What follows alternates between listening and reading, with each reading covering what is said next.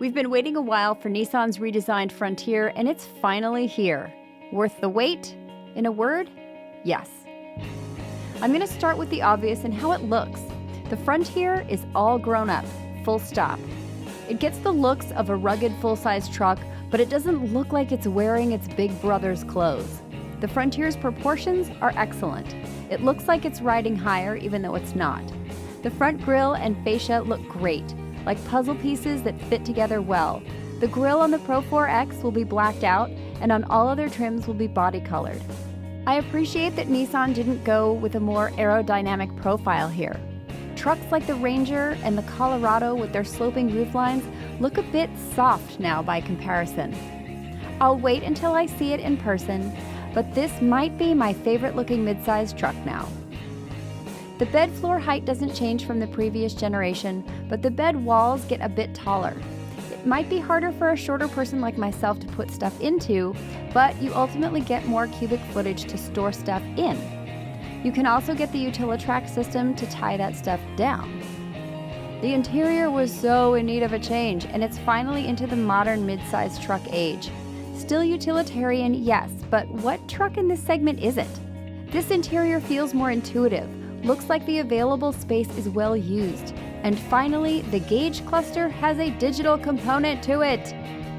It gets Nissan's awesome zero-gravity seats, but I'm not super crazy about the pattern on them.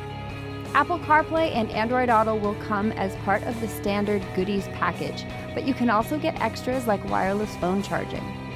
Safety Shield 360 features will also be available, just not standard. Nissan's Pro Pilot Assist will not be available here. The Frontier gets 4 trim levels: S, SV, Pro X, which is a new trim level and sort of a 4x2 pre-runner version, and the 4x4 Pro 4X. You'll be able to get the King or Crew Cab, but the Pro 4X and Pro X are Crew Cab only. The powertrain is a holdover from the all-new V6 from the 2020 Frontier. It's mated to a 9-speed automatic transmission.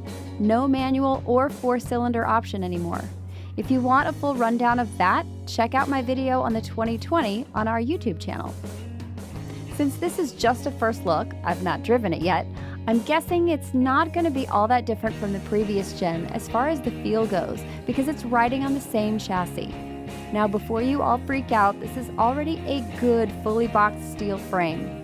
They've made some adjustments to this one, giving it new hydraulic mounts to help with the vibration, and all the brackets have been optimized for this generation. The same chassis means the same wheelbase. In my book, that's a huge win. Midsize trucks are getting far too big. The length extends by 5 inches thanks to that new grille. And while we don't have approach, departure, or breakover angles yet, I'm guessing they'll be pretty in line with the previous generation. Same goes for fuel economy numbers here. The suspension is an independent double wishbone in the front and leafs in a solid axle in the back. Nissan has partnered with Bilstein for the Pro X and Pro 4X models, which is my shock of choice, so that's one for the win column as far as I'm concerned.